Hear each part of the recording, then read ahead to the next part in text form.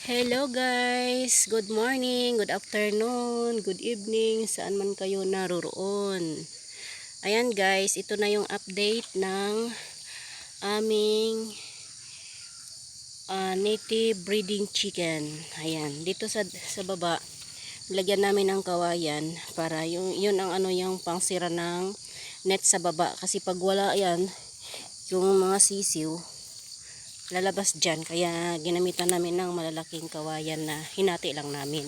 Ayan yung kawayan namin, yan good quality yan, kahit ilang taon pa yan hindi na bubulok kasi gawa ng magulang pa siya, gulang na siya. Tingnan nyo, may mga puti-puti oh, yun ang palatandaan na sobrang gulang na yung kawayan.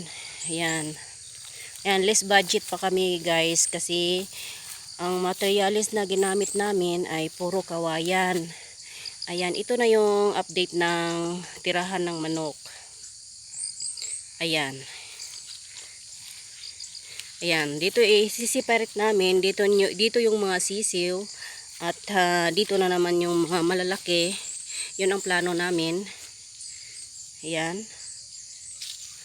Still going on pa yung paggagawa ng bahay ng manok. At hindi pa naikabit yung yero. Yung materials na binili namin, yun lang ang yero at saka net at saka pako. Ito yung espasyo ng ng paglalakar-lakaran ng mga manok. Pag nailabas namin sa bahay, dito sila. May time din na palalabasin namin yung mga chicken, iaalpas, tapos pag hindi maganda yung panahon, babalik namin sila sa bahay at dito lang sila sa space na ginawa para sa kanila. Ayan,